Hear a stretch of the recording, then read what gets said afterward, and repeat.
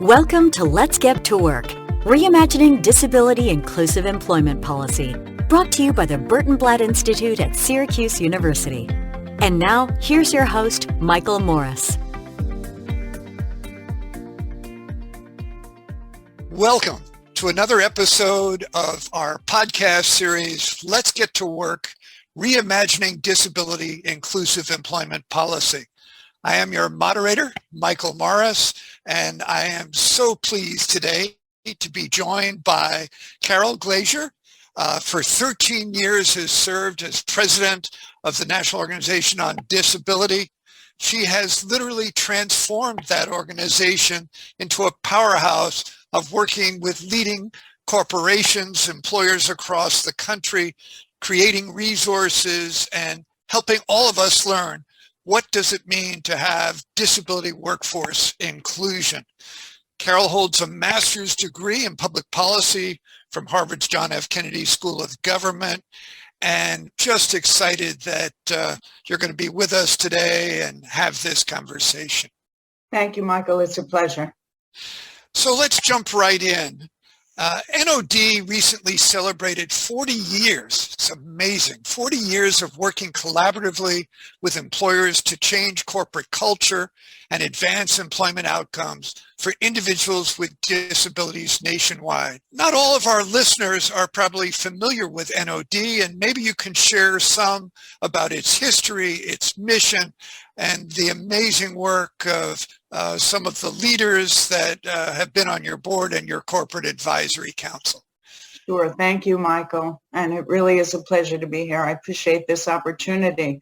So yeah, 40 years, a lot has changed about our field in 40 years, and NOD has been part of that movement. We started, as many disability organizations in this country did, as a kind of rough and tumble advocacy organization. This was 10 years before the ADA, so no curb cuts, no talking ATM machines. The world looked very different for people with disabilities at that time. The two things that NOD did early in our life were the so-called Harris Gap surveys, which measured the gaps between people with and without disabilities along 10 quality of life indicators, everything from digital accessibility to voting to socializing with neighbors. Education was one of those variables. Employment was the most stubborn of them. And that's why we have sort of bet the ranch in more recent years on employment. But we've also been a traditional advocacy organization working on Capitol Hill, working on the ADA, and all the other legislation that came about starting in the early 80s. All the way up until the present. We've always had a corporate slant. We had a CEO council, so-called, for many years of CEOs who were willing to lend their name to the cause.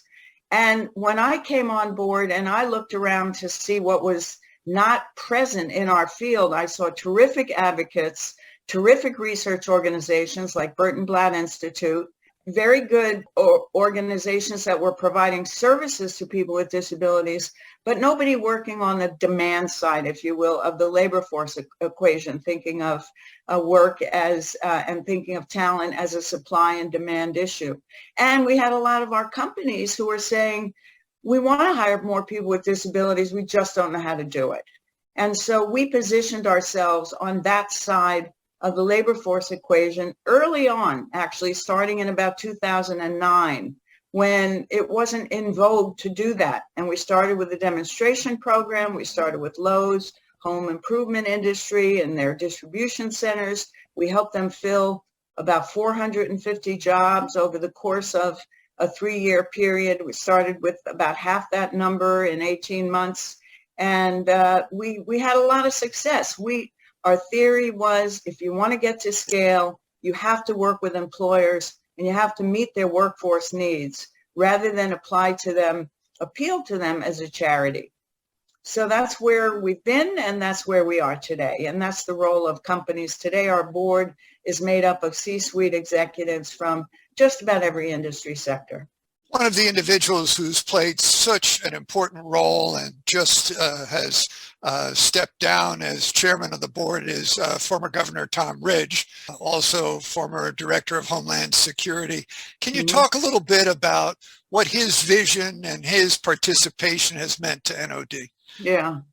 It's funny, wherever I go in my job, I run into people who have known Tom in various capacities. He's a man who's been intensely dedicated to public service for his whole career, not only 16 years in Congress, and Secretary of Homeland Security, governor of the state of Pennsylvania. So his life is about public service, and his value system is about egalitarianism and social justice. And people will sometimes say that he is a so-called rhino Republican.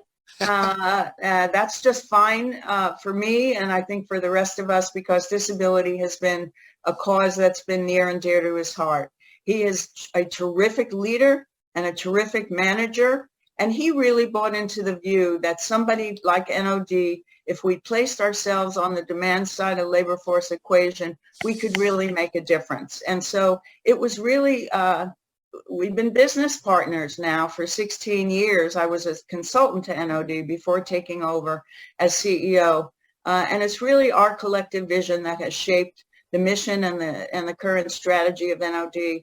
And I just can't say enough about somebody who does all the things he does for exactly the right reasons. Maybe you can tell us a little bit more about how your life experience shaped your vision and NOD's extraordinary collaborations with employers and others in the disability community. Sure, Michael. I think it's probably true for most people who are part of our movement that we have a personal experience of some sort with disability, either as a parent or as a person with a disability ourselves. In my case, it's both. My first son was born with hydrocephalus 30 years ago and had a lot of medical complications early in his life. He had 12 brain surgeries in his first year of life, and we've sort of lost count, but I think it's somewhere in the 30 to 40 range of hospitalizations and surgeries over the course of his life. I've been his advocate. I've been the so-called CEO of Jacob Inc., as I call myself. Although a self-advocate pointed out to me recently that I'm not really the CEO of Jacob Inc. That's Jacob's job. I'm the COO of Jacob Inc. But regardless of the metaphor that you use, anybody who's a parent knows that it consumes a huge chunk of your time. I was diagnosed with post-traumatic stress disorder in 2012. I learned as I was researching that diagnosis that 30% of all children will be hospitalized at any point in time, and that 50% of their mothers will be diagnosed with a chronic depression or anxiety disorder or post-traumatic stress disorder. There's actually something called parental PTSD. So I am speaking to you as somebody who is both a mother and also an individual myself with a mental health disability. Thank you for sharing that with us. Carol, there's no question, like so many of us, that life experience has truly helped shape your vision and made a difference for what you have so successfully accomplished with NOD. One of the things that is really exciting that NOD embarked on was the creation of an employment tracker scorecard, which benchmarks companies against participating companies in key areas of inclusion.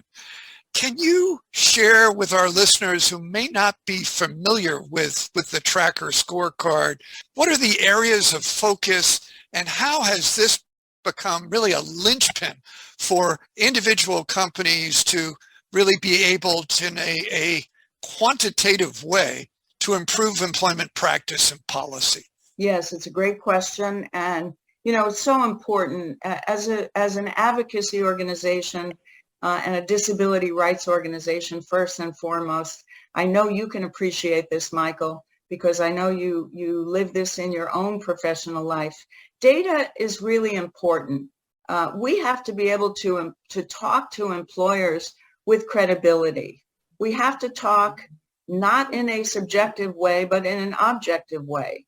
And we knew that the only way to do that was going to be to collect data and be able to recite that back to companies in order to make improvements in their disability workforce inclusion practices. So we invented the tracker as a means of doing that.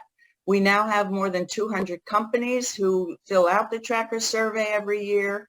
It is strictly devoted to workforce. It is a confidential self-assessment tool. It's a benchmarking tool. So we sort of play into the inherently competitive nature of businesses who come and want to be in our top quartile because those are the companies that get the award. So of the 200 companies, only 50 of them will get our Leading Disability Employer Award.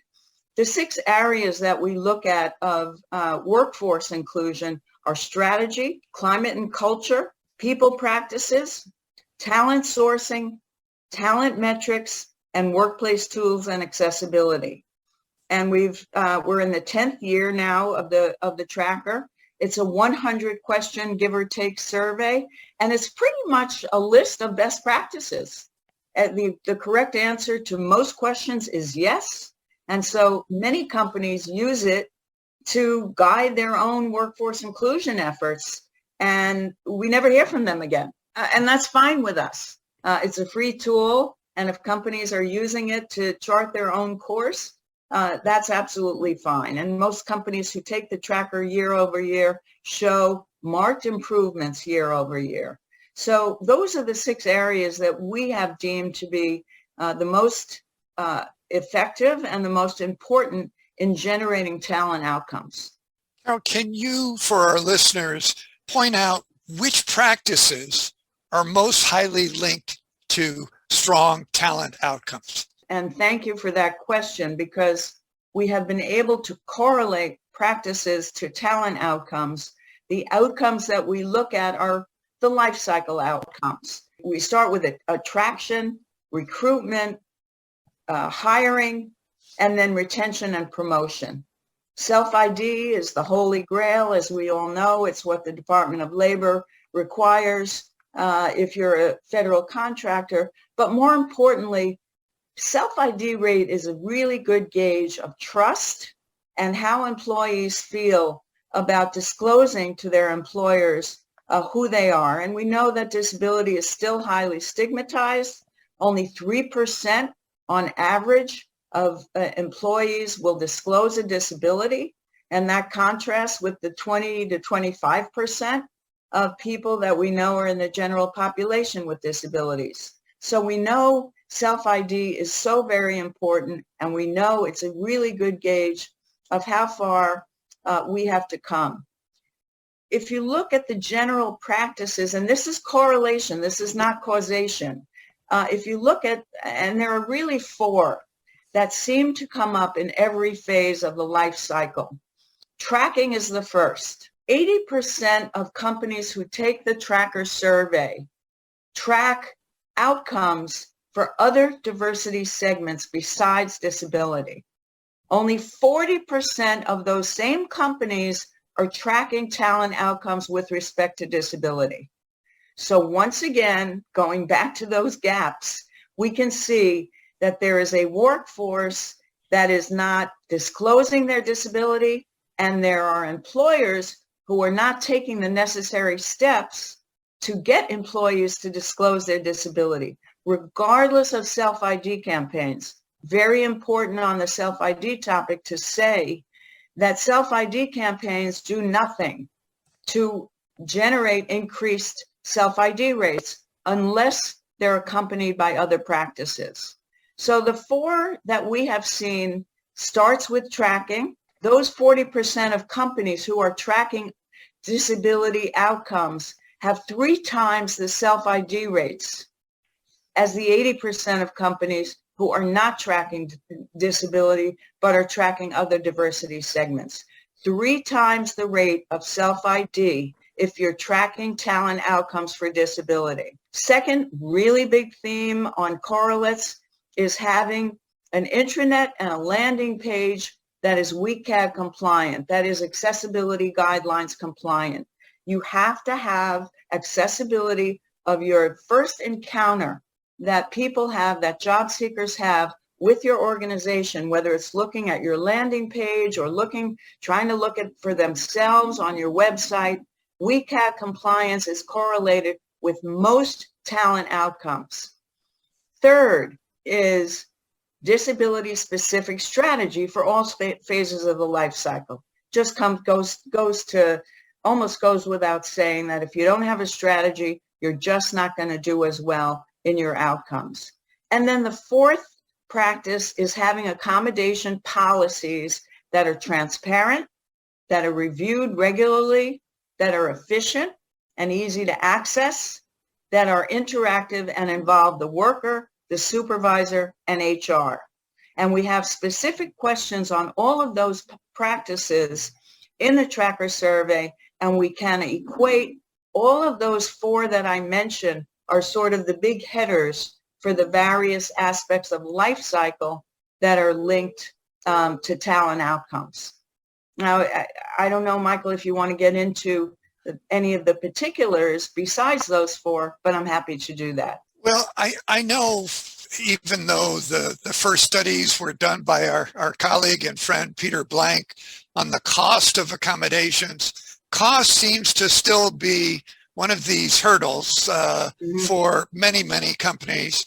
Have you learned from the tracker system sort of effective business practices that really both respond to cost issues, improve the approach and process to reasonable accommodation, and as a result lead to employees in terms of the life cycle being retained? Yeah. If you go all the way back to the beginning of the life cycle, the practice of having an intranet and a recruiting website compliant with WCAG guidelines shows up from the very beginning.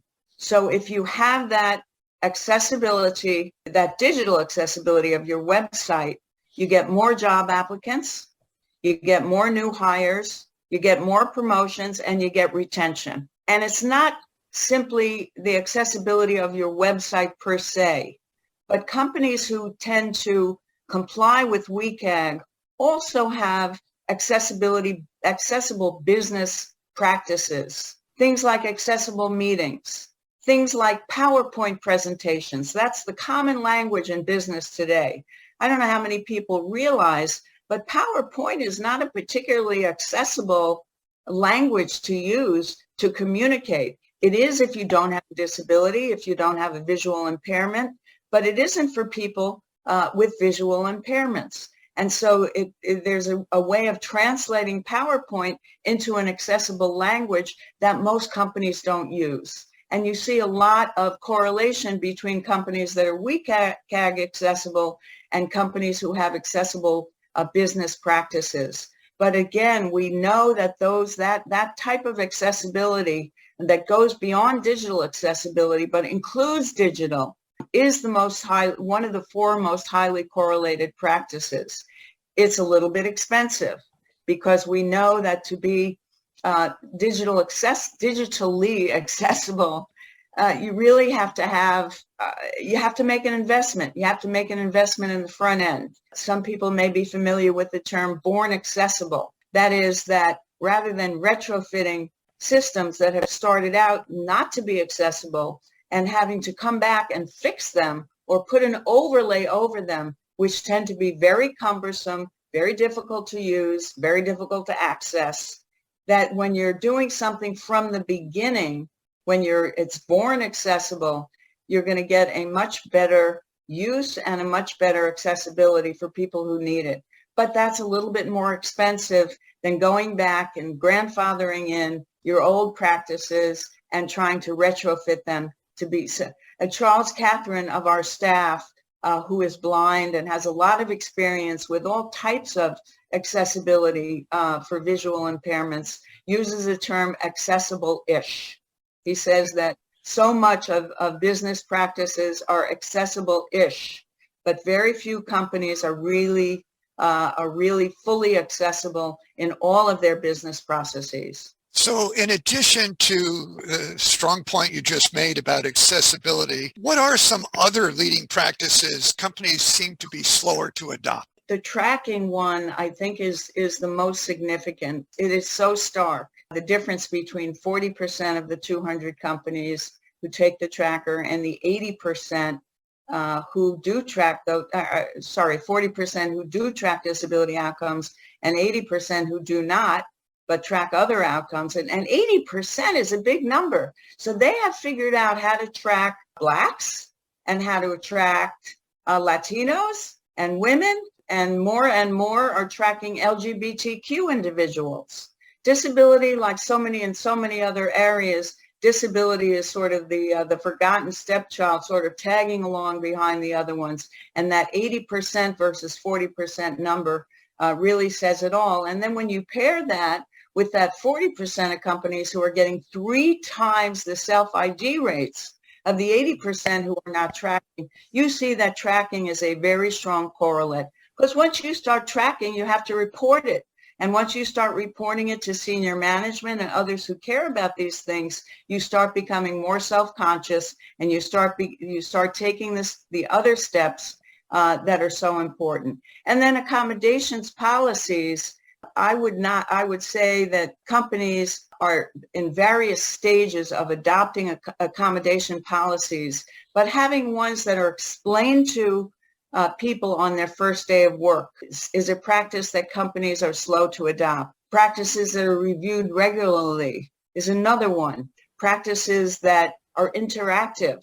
And so it's not just, it's a policy. Here's the policy. We have a centralized accommodations pool, which more and more companies are adopting, although I would just put an asterisk on that and say that the jury's still out on whether central accommodations policies are a good idea, because even though you're taking it out of the hands and the budgets of individual managers, you're putting it into a much more bureaucratic approach to having to access those accommodations. But regardless, whether it's centralized or not, companies are in fact slower to adopt that practice as well. We're still in the COVID era. It hasn't completely gone away. New strands appear. Yet in 2022, there are more job openings now than in the last 20 years. How is NOD working with companies to be more strategic in their recruitment and hiring of workers with disabilities? We're actually seeing, again, data, as you talked about, that's so important, and we know too is so important. The numbers are creeping up, not in a gigantic big movement, but they're definitely moving up in terms of employment participation in the labor force. What is ways NOD is trying to work with companies to increase their understanding and utilization of talent pool of people with disabilities? That's a really great question, because strategy is kind of the name of the game, isn't it? If you don't have one, you don't know where to start, you don't know where to go, you don't know how to measure your progress. So strategy is so important, and it does turn out to be one of the correlates of better employment outcomes. We start particularly with members we have a leadership council of 64 companies who are part of our network. They're companies who want to be thought of as leaders among their peers, or who want to become leaders among their peers in workforce and disability workforce inclusion. With each of those 64 companies, we will sit down with them after they've taken the tracker survey and do what we call a debrief with them. We'll take their scorecard, which is what is produced when they take the survey, and we will sit with them and their senior leaders for an hour to an hour and a half and download all of the results in the tracker.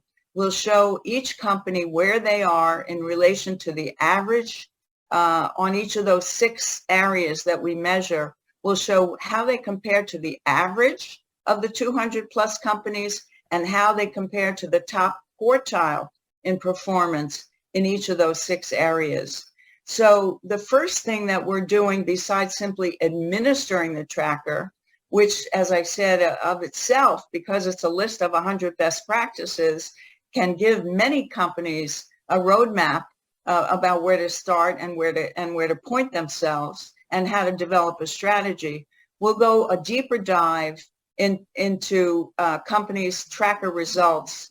And those conversations often lead to a strategy by themselves. We will, for companies who want it, we will do a deeper dive into their tracker scorecard and look at the results and look at the correlates and help them plan a strategy. We will also, one of the correlates of good employment outcomes is training. And that's both disability awareness training for the general workforce, as well as manager training on things like how to oversee, how to recruit and how to oversee people with disabilities, explaining the ADA and explaining what types of actions managers can and should not take with their disabled employees. Those are the ways that we help companies be more strategic in their recruitment. It's a highly focused, highly targeted agenda, but really does get results that we can see, and we can measure those results with the tracker now. As you know, NIDLR, National Institute on Disability, Independent Living, and Rehabilitation Research, is funding. That's a mouthful. It is a mouthful. NIDLR, it just rolls off the tongue, doesn't it? Is funding researchers at Burton Blatt, at Syracuse, Rutgers, Harvard, to study disability inclusive employment policy. What does disability inclusive employment policy mean to you, and why is it so important to employers, individuals with disabilities, and the economy? Oh, that's such a great question. The economy. Oh my God. We do know that the economy benefits from every single talent that is available. And we do know that employers have been slowest to tap into that talent pool of disabled job seeker, and they're slower than any other diversity segment. The NIDLR project that we're involved in right now, I think, is so critical. Again, Michael, I'm a data geek. I think you probably relate to that in some ways yourself. And so there has never been a randomized controlled trial design of research in disability employment. And this is the first of its kind that will actually work with 3 employers that we're starting out with, and we're hoping to work with another 3 to 5 down the road that will put an intervention in place, administer a pre-test, administer a post-test, and actually measure the results of interventions that we're going to test out with these 3 companies. It's a very important piece of research, and I think it really does shape so much of what is considered effective practice and so much of what types of policies should be promoted. Because right now, there's some research around. It's good research, it's solid research, but it is not as scientifically rigorous as a randomized controlled trial. So we're kind of basing policies on what the majority of companies have learned, what we know impressionistically, what we know through surveys like the tracker. But this is the first randomized controlled trial. I think it's going to have huge implications for all of what we do as disability organizations, but more importantly, what government does in the laws that it passes and in the policies that it enforces. Well, thank you for sharing that with our listeners. It does take us over into the public policy realm, because if we can have more empirical evidence of what interventions work, what interventions don't work, that should impact our public policy. And today and for more than 50 years now, we have public policies that both serve as barriers, but also serve as facilitators to employment and economic advancement for people with disabilities.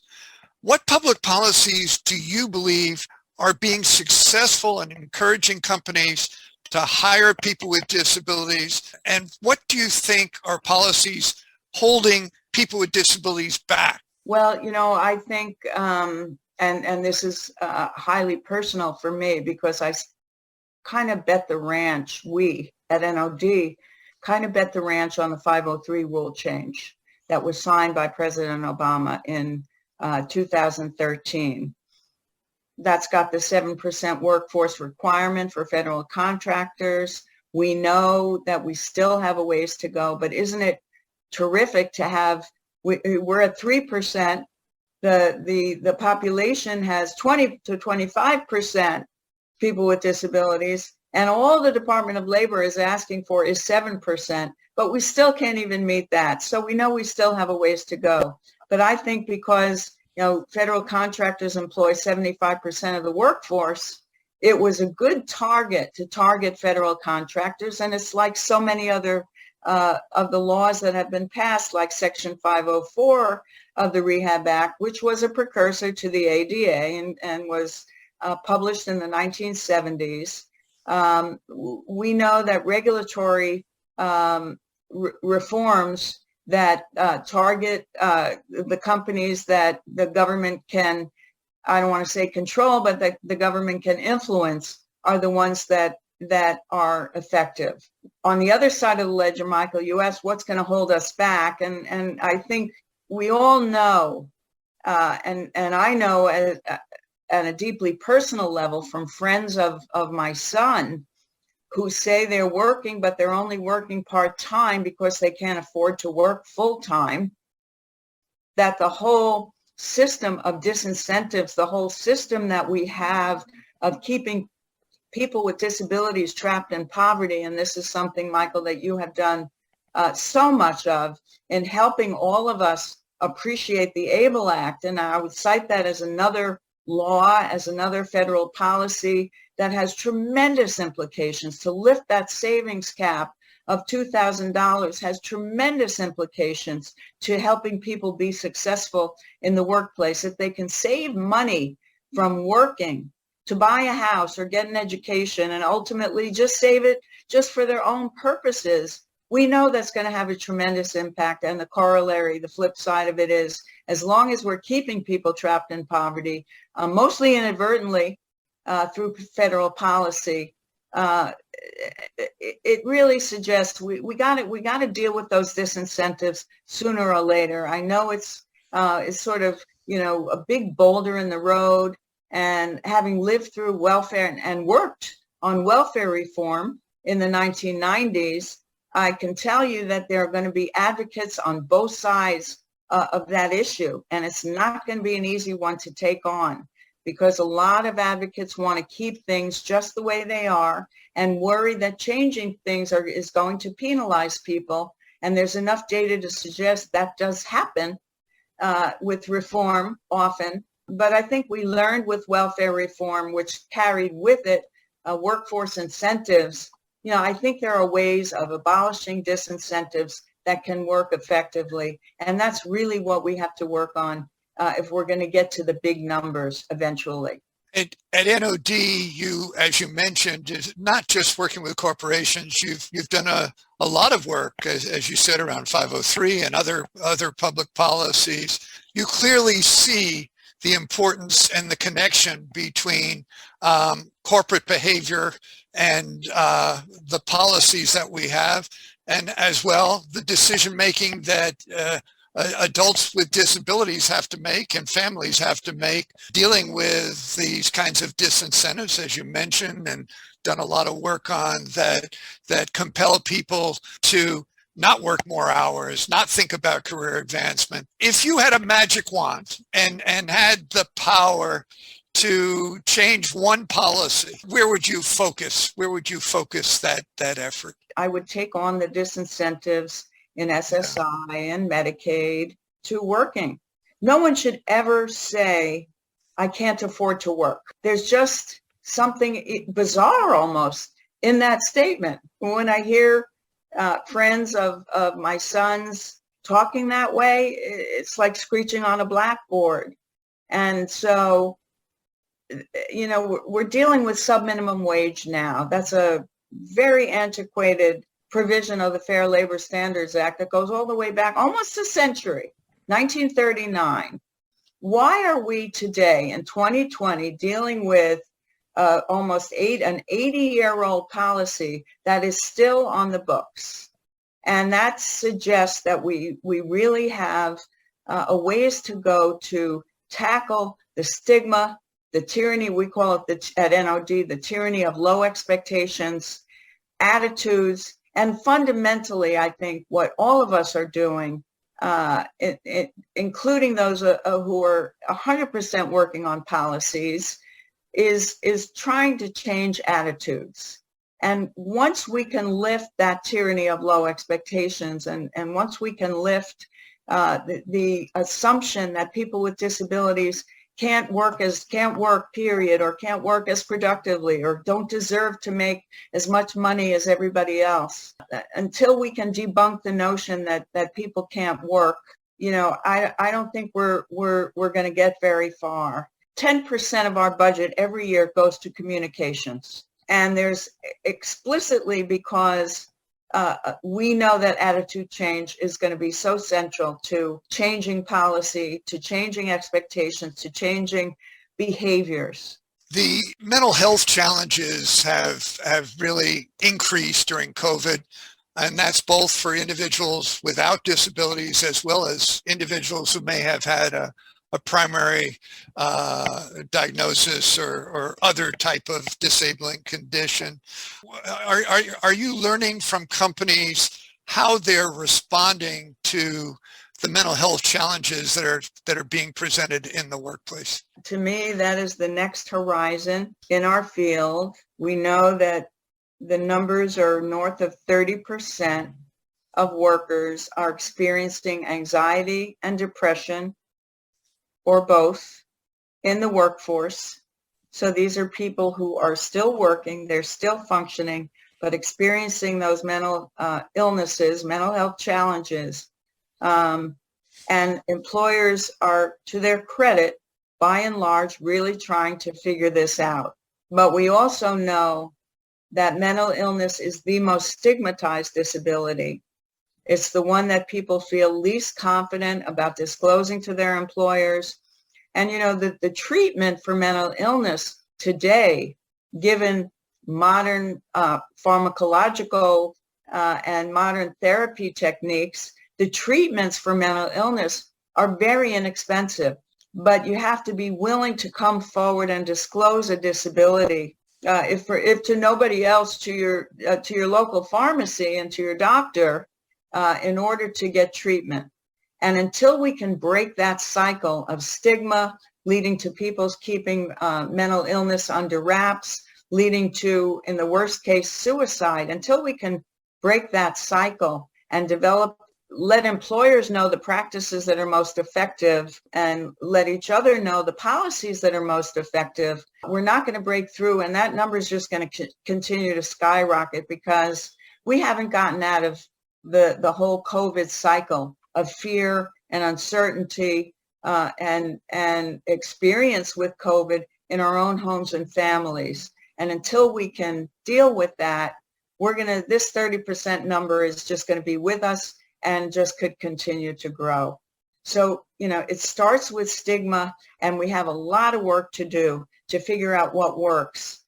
Once we are able to debunk some of those, misconceptions, even once we get there, there's still a lot that we need to learn about the mental health interventions that are most effective. That's one of the things that we want to try with our new NIDLR grant with you and others, Michael. Are certain types of interventions going to be more effective, particularly those that train people so they better understand mental illness, and so that we're demystifying mental illness? Those are the kinds of things that research needs to start working on now, because not very much is known about the practices, the employment practices, and the public policies that work to reduce mental illness in the workplace. There is more attention today than ever before. A lot of this I attribute to this current administration in a positive way, and that is about intersectionality. It's not just about people with disabilities, it's about people with disabilities who are also Black or Latino, who are women, who are gay, who really have compounded challenges of multiple identities that devalue and separate rather than looked at positive force. Is this an area that NOD has begun to explore?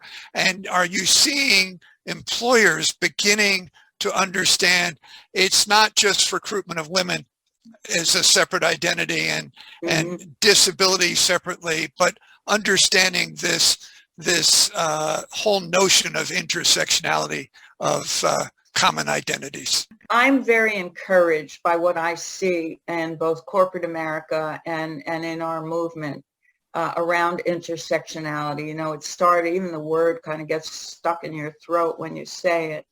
And it started out as more of an academic concept and didn't have a lot of weight to it. It didn't have, for me anyway, it didn't have a lot of meaning. I remember thinking years ago, well, intersectionality is basically, if you're Black, you have problems. If you're disabled, you have problems. If you're both, you have real problems.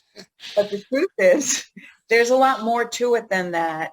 And on the positive side of the ledger, there's a very healthy conversation going on about it. We just had a 40th anniversary celebration in Washington, and Dr. Angeli Forber Pratt was our keynote speaker, and she actually got her PhD in psychology, and it's her field of expertise is identity, and she speaks so eloquently about intersectionality and really brings it to life as a Black woman who's disabled herself and who is a Paralympian, a medal-winning Paralympian, and has just busted all the myths that we have about people who fall into her demographic category.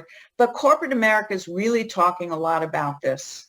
And their business resource groups are having a lot of cross conversations. Some companies don't even have business resource groups that silo different identities, because they so believe that identities really cross over and that intersectionality has to be part of the conversation. But I think so much of this is, again, around attitudes and around thinking, and our attitudes and our thinking just so influence our actions that I'm encouraged that the conversation is so healthy, it's so commonplace, that we're going to start to see real action around it and real sensitivity and reduction in microaggressions and all this kind of subtle ways that people continue to discriminate against people who fall into certain demographic categories, and discriminate more. You know, the people who are in racial and ethnic minorities, a Black woman who is disabled will usually embrace her race before she will embrace her disability. And embracing her race, she will be even less inclined or eager to disclose a disability. For obvious reasons, it's just a lot harder. You have a lot more stereotyping and a lot more microaggressions to pierce through. You know, we have quite a bit of work to do there, but I'm very encouraged by what I hear in the conversation in corporate America around intersectionality. So I feel like we're already starting to see action when attitudes are changed in that way. Let me close with one final question. No one can really predict anything about the future given the turbulent times that we live in. But if you were to look ahead over the next 5 years, what changes do you expect may occur? Are you optimistic? You know, what's your sense of changes in labor force participation and economic gains to be made by people with disabilities? It's a great closing question, and I can only hearken back.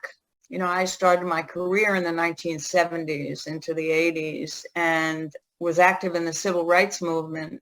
About 10 years ago, I sat with other disability advocates with the first Black president of this country. And as somebody who started in the civil rights movement and found myself years later in that position, I have to be optimistic. I look at what we achieved, I was also active in the women's movement and the anti-war movement. And you know that we were successful and achieved many gains with those movements. So with that experience for me, it's kind of backing up the work that I do, I'm very optimistic. I think we have an enormous number of hugely talented people like yourself, Michael, who are in our field, who are just continuing to work and bring all of the sophistication they've gained in their years of work, as well as young people who have fresh and important ideas, the so-called ADA generation, and even Generation Alpha, that we've got a lot of talent and a lot of creative people and hardworking people who are devoting themselves to our movement. I'm very optimistic that we're going to be making changes in the next 5 to 10 years that are going to accelerate the changes we've seen in the last 5 to 10. And we have seen those changes as well. Thank you so much, Carol. I learned a lot. I think your perspective of your years with NOD, your both personal and professional perspective, is going to add a lot to this conversation about disability inclusion, about employment policy, and we are all indebted to you and NOD for what you have done and what NOD will continue to do. You've been listening to Let's Get to Work, Reimagining Disability Inclusive Employment Policy, brought to you by the Burton Blatt Institute at Syracuse University. Don't forget to subscribe to the podcast at Apple Podcasts, Google Podcasts, or wherever you listen to podcasts.